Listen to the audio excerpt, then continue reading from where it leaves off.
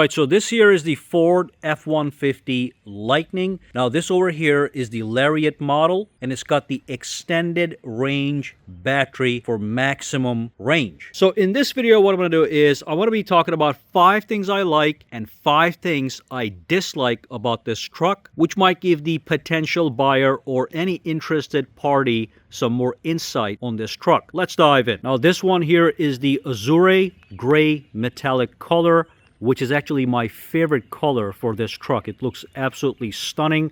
I'm not even a fan of a blue color, but on this truck, this bluish color looks amazing. There's something about it, so that's the color that I got, in case you are wondering. Now, one thing I want to quickly mention about this truck is the fact that it's got power running boards. Now, many trucks have fixed running boards. Now, you need running boards to get into a truck of this height, but I do like the power running boards, which is an option you can add when you're buying these guys.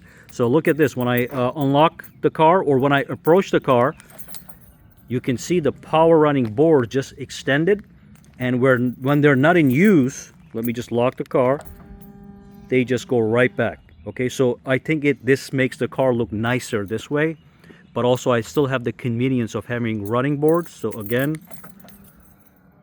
so if you're somebody that is considering this car, know that you have the option to add the power running boards when you're building the truck. So I'm standing here, and as I walk up to the car, you can see as I approach it, without even the key, it is going to unlock the car and it's going to launch the boards. So it's all prepared and ready for me to just go right inside it. All right, so one of my favorite features of this truck is how well it rides. It just glides on the street. It's got amazing sound deadening. So it's very quiet in here, even at high speeds, in highway speeds. It's very close actually to my BMW, which is just slightly quieter than this. It's a BMW X5, but this thing is just ultra quiet and drives like a luxury car on the highways. It soaks bumps like it's nothing. And again, compared to something like a Rivian or a Cybertruck, it actually is more comfortable and softer ride. What is different is it is not going to handle as well as a Rivian. I believe Rivian is the one that handles more like a sports car, not like an actual sports car, but compared to this guy. So that's going to be a little more less wobbly and stuff. This is going to wobble around the corners, which is normal for a truck of this size. But when it comes to just plush riding quality, neither the Rivian nor the Cybertruck can beat this. Also, when it comes to the interior noise, none of those cars can beat this. This is going to be the most comfortable riding EV truck you'll be able to buy today. Now, that being said, it still feels more stable and handles better than the ICE version of this truck. So regular F150 is not going to be as either smooth and comfortable and better handling than this one. And that's because it's got that battery pack mounted at the bottom that kind of gives this car a 50-50 weight distribution. So if you're looking for a very good handling truck, you might want to look at Rivian, okay? Even though they have air suspensions, they're not as comfortable as these, but they do handle better because you can lower the suspension, which helps with better handling. And also, they're a little bit more sport-tuned than this guy. This is just pure luxury. And if you like that, that's what you like.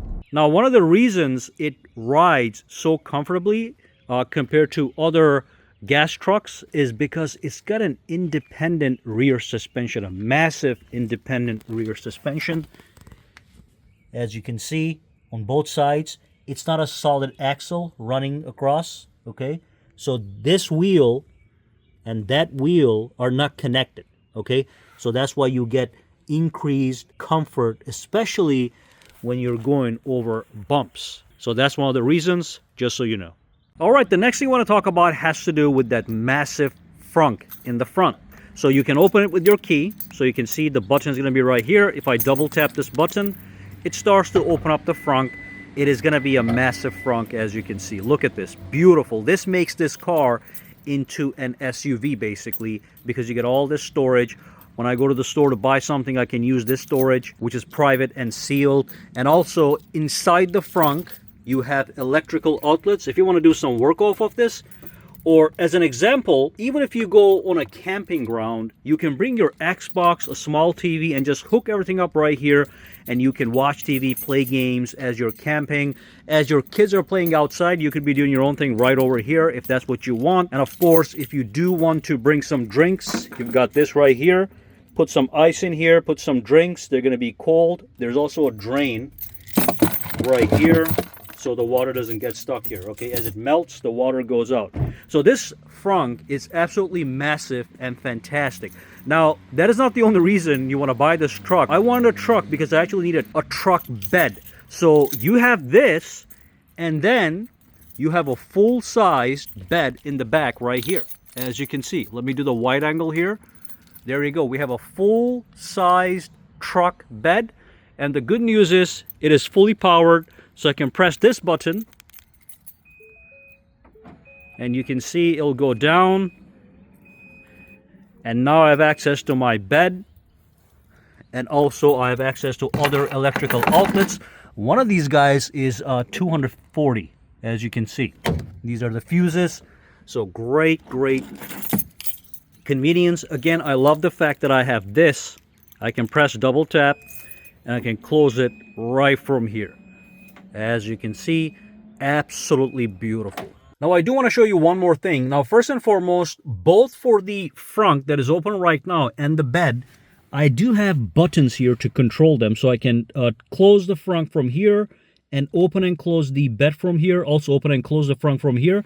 But actually, if I go to my menu here, into my car, you can see I can actually open and close the frunk right from here. For some reason, they don't have the bed option. I want them to add that if possible. So if I press this button, it actually closes the frunk, as you can see. So I can open and close the frunk from here, or from here using these buttons, or I can use my keys. That's a lot of conveniences. I always do like to have multiple options. But I really think they should also add the rear bed option right here. It just would make sense to have that button right next to it. Now, another thing I like with the truck is the fact that you can actually play YouTube videos when you're parked. So let me just bring it closer here. Okay, so all you do is, let's say you're parked, you're charging, or you're just parked, you just want to pass some time. These seats are so comfortable to sit on, and you just sit down, lay back, you go to home, and then you can tap on entertainment.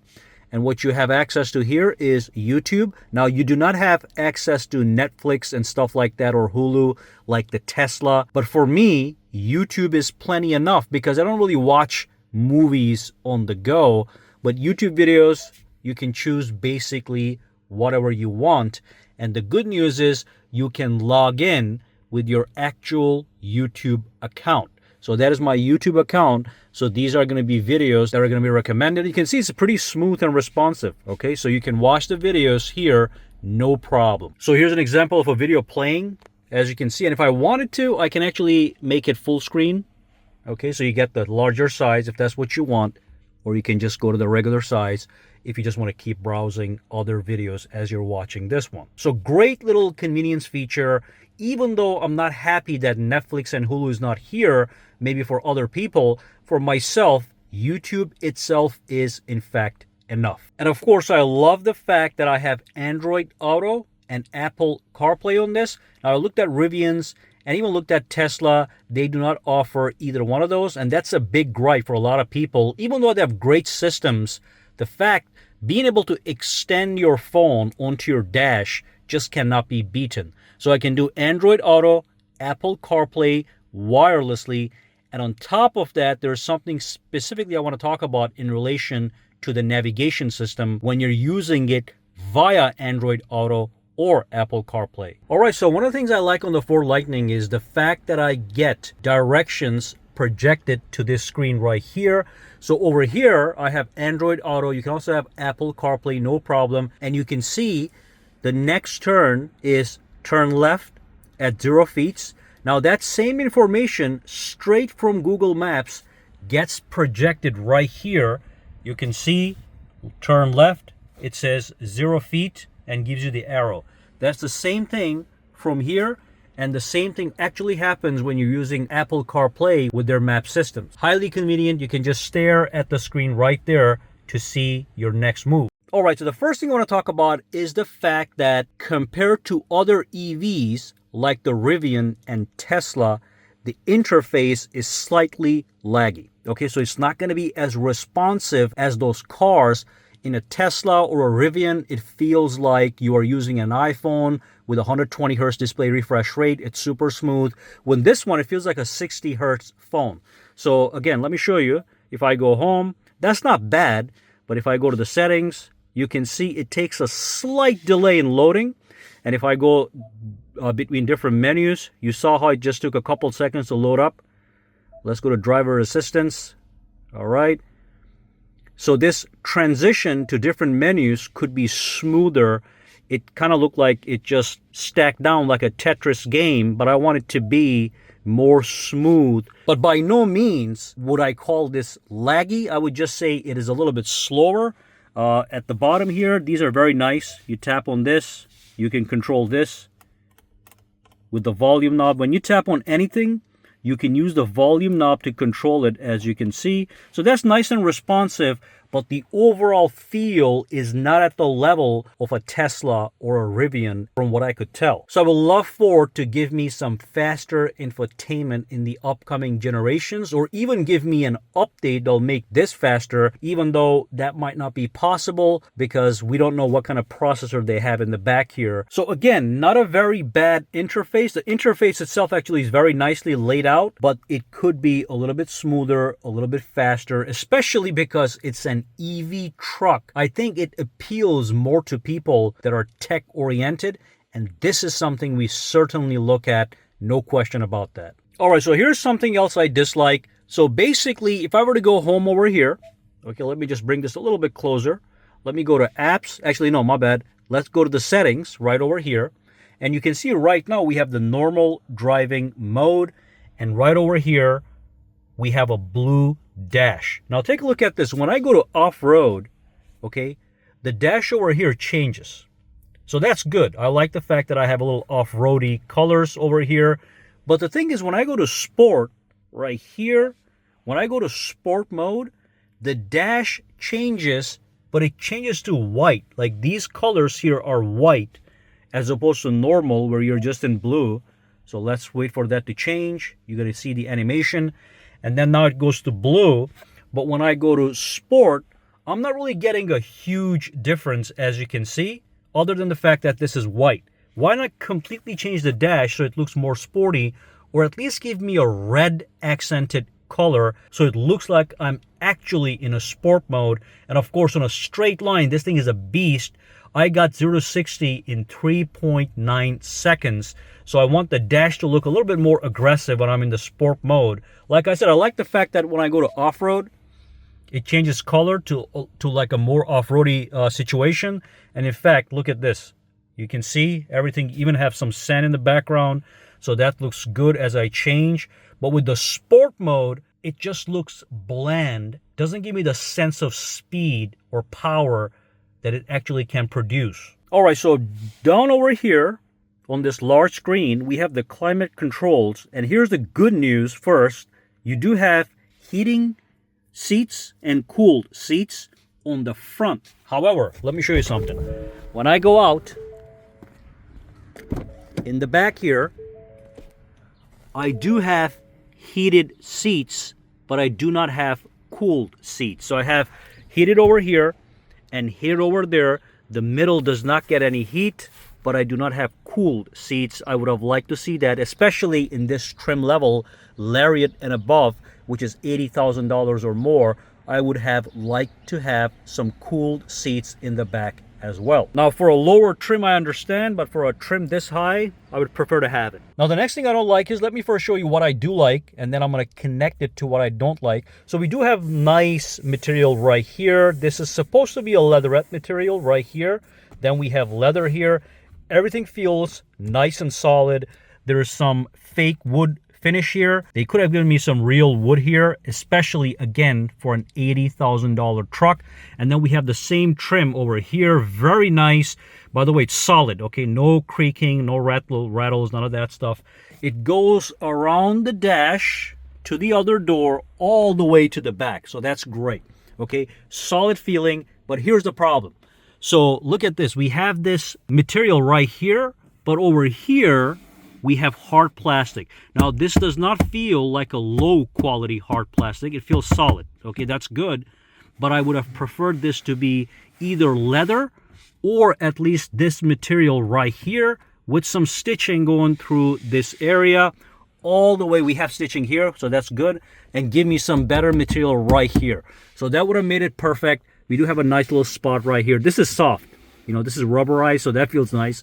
But I would have preferred to have nice finish, nice higher quality material right here, just to give me a sense of premium, especially when I'm paying $80,000 for this particular trim level. If it's a lower trim level, I can understand, like I said. By the way, we do have nice leather here. I do like this area right here. You can push it back, okay? So that's good. Overall, I love the look and feel of this car, except for this area. So that's the other thing. All right, so that brings us to the end of this video. I actually could not find a fifth reason to dislike for now. I'm sure it'll come to me. But overall, I'm really satisfied with this truck. But I would like to see the improvements I mentioned in this video, maybe as software updates or in the future models. Any questions, comments, or concerns? Drop them down below. Let me know. For now, guys, have a fantastic day.